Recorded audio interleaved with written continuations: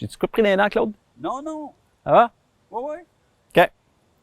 Bonjour! Bienvenue à l'émission. Cette semaine, on reçoit Vicky Jodery de Hola Bambou. On va parler de brosse à dents, mais de bien d'autres choses aussi. Alors, asseyez-vous confortablement. Bienvenue au show de chaise et en place pour le kit numéro 2.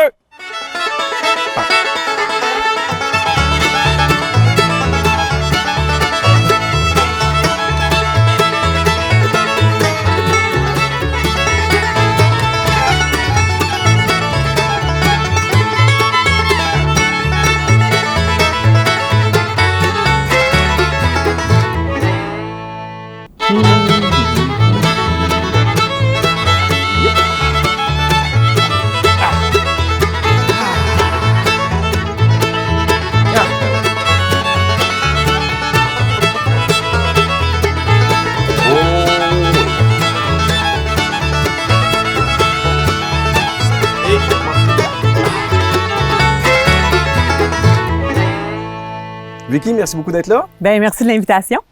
Fait que, si, admettons, on va voir la Vicky du cégep de Jonquière, puis on lui dit, toi, un jour, tu vas vivre ta vie avec des brosses à dents. Qu'est-ce qu'elle nous répondrait, cette Vicky-là? Elle dirait, ben voyons donc, de quoi tu parles? Non, pour vrai, c'est un virage complet. J'aurais, tu sais, même il y a, je sais pas, 8 ans, j'aurais jamais pensé que je serais devenue juste entrepreneur, là. C'est vraiment, ma vie a changé complètement. Oui, parce que tu as été animatrice radio pendant une dizaine d'années. Ah oui, presque 15 ans. Oui, je me suis promenée pas mal. Fait que comment ça se passe, la transition avec la vie d'entrepreneur? Ben là, aujourd'hui, ça va bien. Là, je suis à temps plein sur l'entreprise depuis à peu près 2 ans et demi. Mais c'est sûr que ça reste un deuil parce que moi, je me disais, je vais être animatrice, tu sais, toute ma carrière, là. Puis, à un moment donné, l'entreprise a besoin de bras. Puis, ben, tu sais, avant d'engager, on se dit, on va travailler à temps plein. Puis, ben, c'est ça, quand j'ai fait la transition, j'étais prête. J'étais rendue là. Puis, tu sais, aujourd'hui, je regrette pas. Tu sais, j'écoute plus la radio en me disant, oh mon Dieu, j'ai de la peine. C'est juste les 6 premiers mois. Ben, je dirais les 6 premières semaines. Ah, OK, c'est bon. Mais non, maintenant, ça va bien. Est-ce que tu penses que, justement, ton expérience en tant qu'animatrice t'aide dans ta vie d'entrepreneur? Oui, c'est sûr que oui, parce que moi, je m'occupe un petit peu plus du volet marketing de l'entreprise. Donc, c'est sûr que tout ce qu'on a appris comme bagage, quand on est animateur de radio dans les années 2000 quelques, là, on parle aussi de la gestion des médias sociaux et tout ça qui embarque. Donc, j'ai appris énormément dans une grosse boîte. Là, quand j'ai terminé, je travaillais pour Rouge à Gatineau.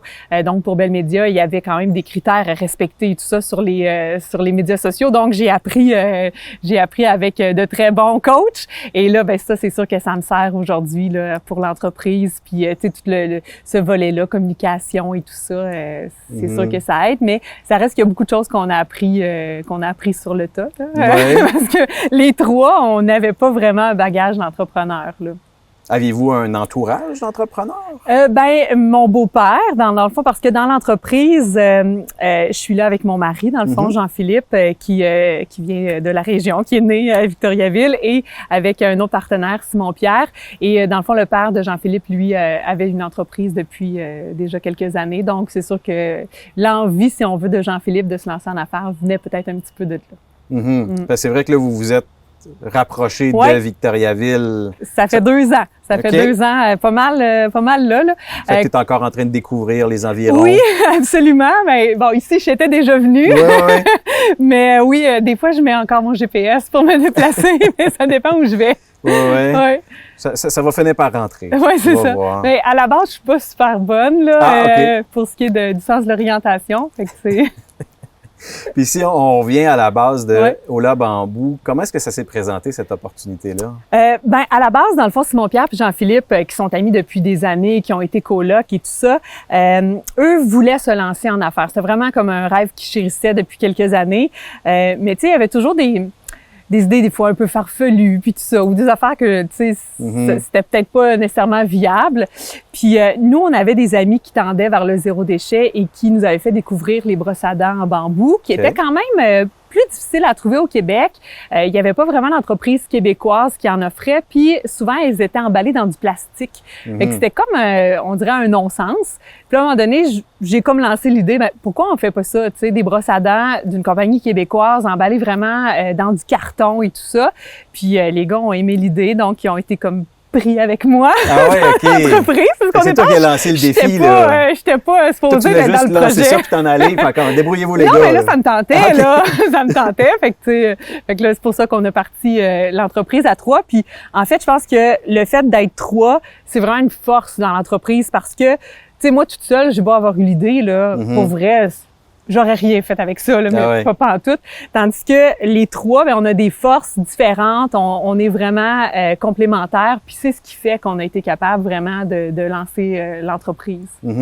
Parce que ça reste un objet d'utilisation courante, mais on fait pas une brosse à dents n'importe comment. Là. C'est pas un crayon en bois avec des brosses au-dessus. Ben non, c'est ça, absolument.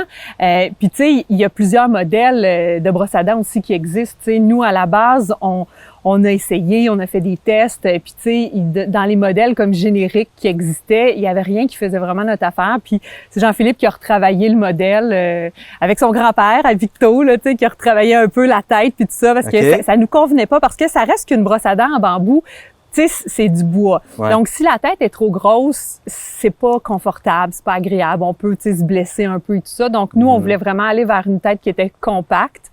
Et c'est aussi ce que recommandent les dentistes, là, une plus petite tête. Donc, on a retravaillé tout ça, puis on est arrivé avec notre modèle au bambou. Sculpté à la main au départ? Ben, le prototype, un peu. J'avoue qu'un peu, mais pas les modèles que vous allez retrouver aujourd'hui. Puis, pour un modèle comme ça prend combien de prototypes, mettons, avant d'aboutir au modèle conforme? Ben, mon Dieu, on en a testé plusieurs. J'aurais pas de chiffre, on dirait, précis à donner, mais tu sais, on a testé plusieurs trucs. Mais quand on est arrivé avec notre choix, là, c'était vraiment celui-là. OK. Ouais. Fait que là, vous aviez une brosse à dents. Ouais. Ensuite, qu'est-ce qui s'est passé? Parce que du bambou, ça se trouve pas ici, là. Non, ben c'est sûr que au départ, on faisait affaire avec des fournisseurs en Chine. Dans le fond, on a envoyé le modèle qu'on voulait. Les gars sont allés visiter aussi là-bas. Là. Moi, je suis pas allée. J'ai beaucoup d'allergies alimentaires. OK. Puis on trouvait que c'était peut-être un petit peu risqué. Tu sais pas toujours ce que tu manges. Donc moi, je suis pas allée. Les gars sont allés. Et c'est ça. Donc on a choisi notre fournisseur. Puis là, ben on a fait faire nos brosses à dents. Pendant quelques années, les brosses à dents ont été faites en Chine, mais récemment, au printemps, on a vraiment rapatrié la production des brosses à dents ici. Dans le fond, on a comme installé une usine dans l'incubateur industriel à Drummondville. Et puis là, les brosses à dents, elles sont faites au Québec. On est vraiment fiers de ça. Aviez-vous essayé d'autres essences d'arbres avant le bambou? Ben, en fait, tu sais, c'est que les fournisseurs font vraiment les brosses à dents en bambou. C'était vraiment quelque chose qui existait déjà. Donc, à la base, le bambou, c'était comme le choix logique, si on veut. Puis aussi, ben, le bambou, c'est super renouvelable, ça pousse en quelques semaines, donc sans pesticides, sans rien. Donc c'est vraiment, ça reste un produit qui est super écologique d'utiliser le bambou. Mais là, comme on a les installations, on souhaite éventuellement tester d'autres essences là qui vont provenir d'ici. Mais c'est sûr que la brosse à dents en bambou va toujours rester parce que c'est comme c'est vraiment notre petit bébé là, puis notre premier produit, le produit qu'on vend le plus aussi. Je vous dis ça comme ça parce qu'ici, il y a de la renouée du Japon, là. Ça pousse comme de la mauvaise herbe, ça ressemble comme 2 gouttes d'eau à du bambou. Ah, ben écoute, ça va être à regarder. je sais pas c'est quoi, mais on regardera ça. Ensuite, pour utiliser une brosse à dents comme ça, le bois, j'imagine qu'il doit subir un certain traitement. Y a-t-il quelque chose comme de la septisation qui se fait? Ben c'est sûr qu'il y a des petits traitements, mais tu sais, règle générale, c'est quand même le bambou a comme des propriétés naturelles antimicrobiennes et tout ça. Ça reste aussi une des raisons pourquoi il est beaucoup utilisé pour faire des objets utilitaires. Puis il y a un petit léger cirage aussi qui est ajouté sur le bambou. Et puis les poils de la brosse? C'est du nylon. Okay. Donc, quand on met le manche au compost, il faut retirer les soies ou casser la tête parce que ça reste que le but principal d'une brosse à dents, c'est de brosser les dents. Et la qualité du brossage est super importante. Nous, on a quand même plusieurs cliniques dentaires qui donnent nos brosses à dents à leurs patients. Et le nylon reste le produit qui offre le meilleur brossage. Donc, pour l'instant, c'est vraiment ça qui est utilisé. Mais évidemment que là, on a nos installations installation, on peut faire des tests pour d'autres matériels. Alors peut-être qu'éventuellement, on va pouvoir offrir une autre version, mais pour l'instant, le nylon est vraiment là le mieux. OK. Fait que vous êtes rendu avec une branche recherche et développement. Oui. Ben, elle a toujours un peu existé. OK. Mais là, c'est sûr que là, on a plus les mains dedans, si on veut. Là, vous êtes parti à la base, vous étiez 3 avec une idée un peu saugrenue. Maintenant, vous êtes rendu à... Là, tu me parles d'installation à Drummondville, Ouais. etc. Ça ressemble à quoi, la grosseur de l'entreprise? Ben, ça reste que on est quand même encore une petite équipe là. On est les 3 cofondateurs, puis on a 2 employés au niveau de la production parce que nous, dans le fond, au niveau de la production des brosses à dents, pour être capable de garder le même prix, parce que on s'entend que c'est pas les employés sont pas nécessairement payés le même prix ici. C'était vraiment d'automatiser au maximum. Donc, on a des machines là, qui sont plus automatisées que ce qui se fait, par exemple, chez certains fournisseurs en Chine. Donc, on est capable de rouler avec 2 pour le moment, mais éventuellement, ça va en prendre d'autres. Puis aussi, on fonctionne beaucoup avec... si on veut des fournisseurs à l'externe, comme nos représentants, on fait affaire avec une agence de représentants au lieu d'engager directement. Donc, c'est des gens qui vont aller dans les pharmacies pour promouvoir nos produits et qui ont d'autres lignes de produits aussi. On fait affaire aussi avec le Pivot à Drummondville, qui est une entreprise d'économie sociale qui fait travailler des gens avec des troubles au niveau de la santé mentale et qui vont nous aider pour des petites tâches qu'on peut pas faire, par exemple, avec nos employés parce qu'on manque de temps.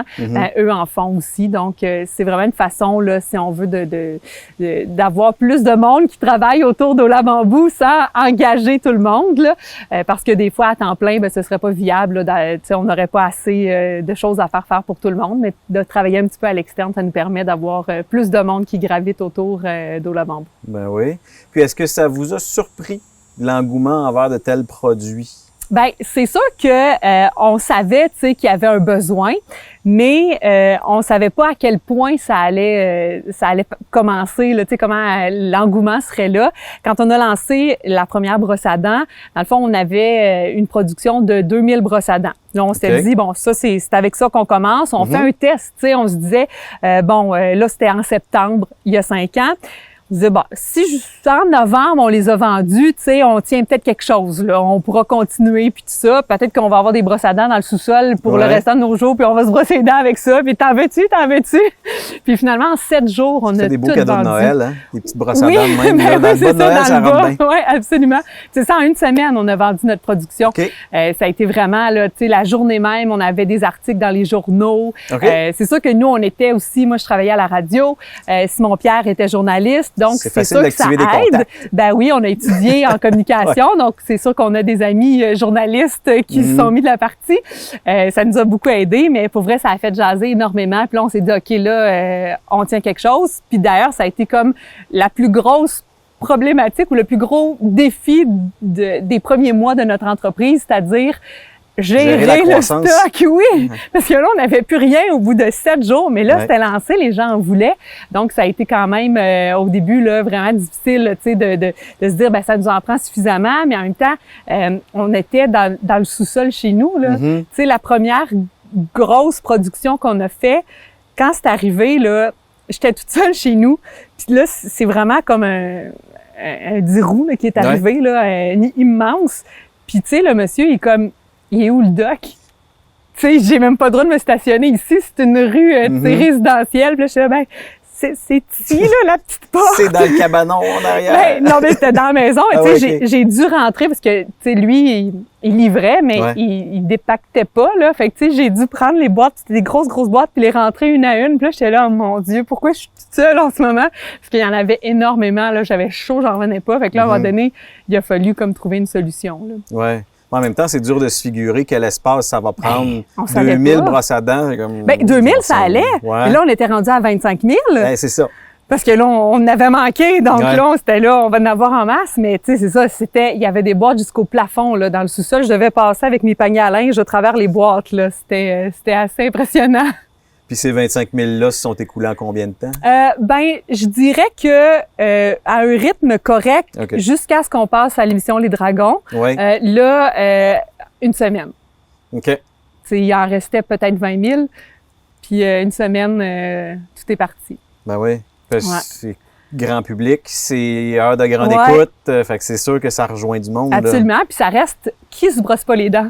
Ben oui. J'espère que personne répond moi là en ce moment, mais en théorie tout le monde. Hein? Ouais, Donc exactement. c'est un produit que tout le monde utilise. Puis on s'entend que de faire le changement vers une brosse à dents écologique, c'est super facile. Mhm. Tu changes de brosse à dents. Ouais. Tu sais, il y a rien là de compliqué, ça change rien. Donc c'est vraiment quelque chose qui est super simple. Ça reste un peu notre mission chez Ola Bamboo d'y aller dans la simplicité, tu sais, de dire on vous propose une alternative pour diminuer les déchets, diminuer les déchets en plastique, mais on veut que ça reste simple, puis on veut jamais tomber non plus comme dans le, tu sais, devenir moralisateur et tout ça, parce que tu sais, faut que ça reste dans la simplicité pour qu'il y ait le plus de gens possible qui prennent le virage, puis c'est comme ça qu'on réussit à avoir un gros impact sur l'environnement. Malgré tout, est-ce qu'il y a eu une certaine réticence, peut-être d'une certaine part de consommateurs en se disant « Ouais, mais je suis pas sûr que cette brosse à dents-là soit si efficace que ça? » Ben, c'est sûr que ça, je pense, c'est pour n'importe quel produit. Là, Ouais. il va toujours avoir des gens qui vont critiquer. Il y en a qui, je pense qu'il y en a qui se lèvent la nuit pour critiquer des choses. Là, fait que tu sais, Oui. ça va toujours exister. Puis il y a des gens parfois qui vont avoir de la difficulté avec le goût de bois dans la bouche. Là, ça, c'est, il y a des gens qui vont jamais s'habituer. Puis ben ça, on peut pas vraiment faire rien contre ça. Les règles générales, la majorité des gens s'habituent. Puis tu sais, le changement se fait très bien. Puis la plupart des gens aiment beaucoup l'idée. Là. Ouais. C'est pas comme la folie de critique, là, on s'entend. Puis vous êtes parti surtout avec un site web Ouais. transactionnel, donc Ouais. plus pas mal en ligne. Maintenant, vous êtes dans des détaillants. Mm-hmm. Tu mentionnais plutôt qu'il y a des dentistes qui Ouais. vont donner vos produits. Comment c'est fait justement ce point d'entrée-là? Ben c'est sûr qu'avec tu sais la visibilité qu'on a eue à l'émission Dans l'œil du dragon, ça a aidé beaucoup à rentrer dans les bannières. Donc tranquillement, ben tu sais la brosse à dents a fait son chemin chez les pharmacies. Mais avant ça, tu sais quand on a lancé la brosse à dents sur le web, tout de suite on a eu des boutiques qui nous ont appelés, des petites boutiques écologiques, des Okay. boutiques indépendantes, des petites épiceries fines, qui tout de suite ont communiqué avec nous pour pouvoir vendre nos produits. Parce que tu sais au départ, on n'avait même pas comme, tu sais on se disait c'était pas ça comme notre but. On se disait, on va le vendre sur Internet, puis tout ça. Puis là, on s'est mis à se faire approcher. Fait que là, on s'est dit, OK, allons-y. Puis là, ben c'est ça, on a de plus en plus. Maintenant, tu sais, au départ, notre chiffre d'affaires était presque exclusivement sur le web. Puis maintenant, c'est la grosse majorité du chiffre d'affaires se fait dans les boutiques, dans les pharmacies. Là, ça a beaucoup changé. Mhm. Sans faire de grosses campagnes de publicité. Ça a pogné. Ben ouais, au départ oui là, Ouais. ben, c'est sûr que maintenant on en fait plus, mais tu sais ça reste que tu sais au niveau du marketing, on fait ce qu'on peut avec tu sais le budget qu'on a là, on a tu sais on vend national mais on n'a pas le budget des grosses compagnies nationales, on s'entend, donc on navigue là-dedans. Ouais. Ouais. Et puis votre marché présentement, c'est le Québec uniquement? Ben majoritairement le Québec, mais Okay. on a de plus en plus d'achats qui se fait aussi au Canada anglais. On a de plus en plus de points de vente aussi au Canada anglais, de vente sur le web également. On a quelques points de vente aussi au niveau des États-Unis, quelques points de vente en France aussi. Donc, mais Okay. majoritairement là, ça reste le Québec. Mhm. Avec la pandémie, on a eu beaucoup d'entreprises qui ont eu des problèmes d'approvisionnement quand ça venait de l'extérieur. Pour vous, est-ce que vous avez des petites situations que vous avez eu à gérer rapidement avec ça? Ben c'est sûr que ça a changé là, tu sais il y a eu des choses qui ont fermé tout ça, mais au niveau tu sais c'était pas si pire, il y a eu aussi là au niveau des trains là quand ça a été les blocages et tout ça, ça a été quand même aussi là ça a impacté beaucoup. Mais c'est un peu aussi ce qui nous a donné le petit coup de pied au derrière pour se dire on rapatrie notre production de brosse à dents ici parce que on veut plus dépendre des autres, tu sais quand ça arrive. Puis là ben on avait du temps, tu sais Ouais. on avait du temps pour planifier ça. Puis avec la pandémie, ben nous à ce moment-là dans le fond, on faisait affaire avec une autre entreprise d'économie sociale qui était du côté de Gatineau qui faisait toute la gestion de l'inventaire, l'entrepôt, puis aussi la livraison, préparer pour les boutiques, la livraison, mais aussi pour les livraisons web. Donc, c'était eux qui géraient ça. Puis là, à un moment donné, ben là, avec la pandémie, eux, ils ont fermé. Okay. Mais nous, on se retrouvait avec un produit essentiel, une boutique en ligne, donc on avait le droit de continuer à vendre. Mais là, on était un petit peu comme prisonniers de ça.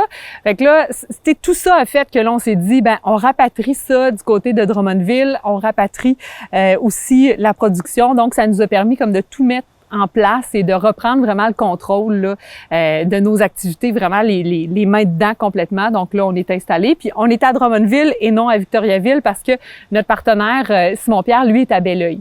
Fait que Drummondville, Victo, c'est pas mal dans le milieu. Ben oui, absolument. Ouais. Puis justement, tu mentionnes des entreprises de réinsertion sociale. Ouais. Comment est-ce que c'est rentré, ce partenariat-là, dans votre équation? Bien, avec celle de Gatineau, ça fait vraiment longtemps. En fait, c'est tout de suite après l'émission, je reviens, là, mais tout de suite après l'émission Dans l'œil du dragon, c'est que là, on a dû faire, là, tu sais, on a vendu comme 20 000 brosses à dents en une semaine. Il fallait les envoyer, puis tu sais, je te rappelle que c'était dans mon sous-sol. Ouais. Donc là, on était comme débordés. On était deux qui avaient une job à temps plein, là. Donc là, on a, ma belle-mère puis la grand-mère aussi de mon chum qui sont descendus, qui étaient à Victo, qui sont venus à Gatineau, qui ont passé comme 2-3 jours à faire là, des envois là, du matin au soir parce que là, tu sais, ça avait plus de bon sens. Donc là, on s'est rendu compte qu'on pouvait pas continuer comme ça. Nous, on pensait faire ça le soir. Ben non, c'est ça. Fait que là, je me rappelle plus comment on a découvert que cette entreprise-là, qui s'appelle Ressources Intégration, existait, là, mais on les a découverts, puis eux, ils faisaient vraiment ce qu'on voulait. Tu sais, il y avait une portion entrepôt, puis ils pouvaient faire aussi les envois. Donc, puis tu sais, nous, on trouvait que c'était un plus aussi que ce soit une entreprise d'économie sociale qui faisait travailler des gens avec des légères déficiences intellectuelles et tout ça. Tu sais, ça venait comme nous chercher dans nos valeurs aussi. Donc, on s'est dit, go, allons-y. Puis, on a fait quand même un bon bout de chemin. Puis, ils en font encore pour nous, des fois, là, des montages de présentoirs, puis tout ça pour les pharmacies. Donc, ça a été un super beau partenariat. Là, on a parlé beaucoup de brosses à dents, ouais. Mais maintenant, vous êtes diversifié. Oui, vraiment. On a commencé par... exactement, je pense que c'était les pailles réutilisables. Après ça, on a eu des ustensiles compostables. On a eu des tampons démaquillants lavables. Donc, ça, depuis presque le début, et ça fonctionne vraiment super bien. On a maintenant des kits zéro déchet, tu sais, des petits ustensiles dans une pochette qu'on peut traîner si on va manger sur le pouce pour éviter. Puis même en temps de pandémie, c'est le fun des fois de pas avoir à piger dans les affaires sur les comptoirs. Là. On a des produits pour les animaux, on a des produits un petit peu plus pour les enfants, pour la cuisine, pour l'extérieur. On est vraiment rendu avec une gamme de produits super intéressante. Puis ça reste des produits qui sont toujours dans la simplicité puis qui viennent remplacer un produit, soit un produit en plastique qui pollue ou, par exemple, les tampons démaquillables, tu sais, c'est pas nécessairement en plastique, mais c'est pas, tu sais, ils sont pas compostables, il faut les jeter. Ouais. Donc, là, on a des lavables à la machine. Donc, on veut vraiment toujours rester, que ce soit simple puis que, tu sais, ce soit pas compliqué puis qu'on puisse faire un changement comme... T'sais, on prend ça, OK, parfait, ça change pas trop la routine, mais en même temps, c'est un beau geste pour l'environnement. Puis inévitablement, on va tendre vers ça parce que de plus en plus de villes ou d'administrations interdisent l'usage de ustensiles à usage unique, etc. Oui, puis des fois, on diminue aussi les poubelles. Quand on était à Gatineau, là, la poubelle a passé, tu sais, puis là, elle était rendue tout petite, là. Fait que là, à un moment donné, il faut que tu coupes à quelque part, là, parce que la poubelle est pleine. Ben oui, absolument. Ouais. Donc, pour vous, c'est vraiment autre que juste réduire les déchets, c'est vraiment la vision d'entreprise d'accompagner le consommateur dans tous ses besoins cosmétiques. Oui, oui, cosmétiques, puis en cuisine, puis tout ça. Tu sais, on essaie toujours de penser qu'est-ce qu'on utilise, qu'est-ce qu'il y a dans la maison, qu'est-ce qui peut être changé, qui peut être amélioré, qui peut offrir une version écologique. Puis tu sais, des fois, il y a des choses sur lesquelles on travaille depuis des années, puis qu'on n'est pas encore capable d'offrir parce que ça marche pas, parce que c'est trop cher, parce que ça reste aussi que le consommateur est prêt à faire le changement, mais il veut pas non plus payer 4-5 fois le prix. Fait que ça reste un défi qui est vraiment là très gros d'être capable d'offrir quelque chose, parce que du plastique, ça coûte rien. Ouais. Ça coûte rien, c'est facile à travailler. Puis il y a des affaires, des fois, tu sais, c'est tout petit, là, puis là, on essaye, on se dit, on le veut, ça, on veut la version en bambou, mais, tu sais, il y a des choses qu'on n'a pas encore réussi à faire, mais on lâche pas. Non, c'est ça. C'est peut-être ça le problème du plastique, justement, c'est pas cher, fait qu'on se dit, c'est pas grave, ça reste longtemps. Ouais, c'est ça, plus de 500 ans. Puis après ça, on s'entend que c'est des microparticules qui vont rester là, dans l'environnement, donc qui vont se retrouver dans la chaîne alimentaire et tout ça. Donc ça reste une grosse problématique. Fait que là, mettons, là, pour tous tes nouveaux voisins Victoria-Villois, Oui. t'as-tu un scoop, là? Y a-tu un produit qui s'en vient, là, que Ola Bamboo va mettre de l'avant? Oui, ben tu sais, on travaille toujours sur plein d'affaires, mais là c'est que tu sais, je veux pas trop en dire parce que des fois, tu sais, des fois on pense qu'on va le lancer, puis là il arrive quelque chose, puis finalement c'est remis à plus tard. Mais on a vraiment des belles nouveautés qui s'en viennent, puis on travaille, tu sais, on va agrandir aussi là la manufacture, fait que on continue à rapatrier là, de la production ici. Puis tu sais, on a des nouveautés qui sont aussi automatiquement qui ont été fabriquées ici. On a entre autres la pastille de nettoyant tout usage. C'est comme une petite pastille que tu mets dans l'eau. Okay. Tu n'as pas besoin de racheter de bouteilles. Tu peux réutiliser les bouteilles. Puis ça, c'est en collaboration avec une entreprise qui est à Québec qui s'appelle Philo. Super belle entreprise. On a notre déodorant naturel dans un tube de carton qui est fait au Québec aussi. Donc, ça reste très important pour nous. Ben oui. Une brosse à dents électrique? Ben, ce serait le fun. Ce serait ben le fun, mais tu sais, il y a des composantes là-dedans qui sont comme difficiles à imiter. Compostable, hein? Ouais, c'est ça. Fait que ça reste comme mais tu sais, on se fait souvent demander des têtes, par exemple, mais ça reste que chaque compagnie de brosse à dents électrique, tu sais, sont pas fous, hein, ils ont toutes leurs têtes qui vont fait que tu sais, en faire une universelle, c'est comme impossible. Ouais. Surtout que vous, votre tête, c'est justement ce qui n'est pas compostable. Donc, juste de faire des têtes de ça changerait pas grand-chose. Il y aurait quand même une partie là, de plus là, qui serait en bambou, là, mais tu sais, c'est seulement les soies là, qui sont... Tous les petits gestes comptent. Mais oui, absolument. Puis là, en terminant, là, mettons, si on regarde votre plan d'affaires, c'est quand votre objectif, on achète Oral-B et toutes les brosses à dents sont compostables? Ça prendrait un gros budget. Mais c'est sûr qu'on aimerait ça, là, tu sais, qu'éventuellement toutes les brosses à dents soient compostables, mais faut rester quand même réaliste, là. C'est pas demain qu'on va acheter une grosse compagnie nationale, mais on a le droit de rêver, hein. Un jour à la fois. Merci beaucoup, Vicky. Ben merci à toi. Merci d'avoir été là. La semaine prochaine, on s'en va faire un tour du côté de la maison Marie Pagé. Soyez-y. À bientôt! Puis moi, ben, de mon côté, Vicky vient de me donner des idées, alors je me pars en business. Une brosse à dents. 2 brosses à dents. 3 brosses à dents. Beaucoup de brosses à dents. Brosse à dents 3 têtes. Ça va être parfait, ça.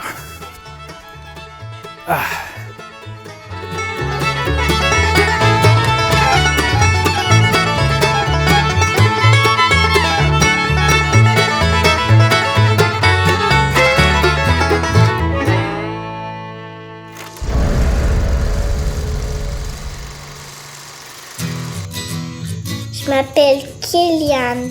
J'aime beaucoup nager.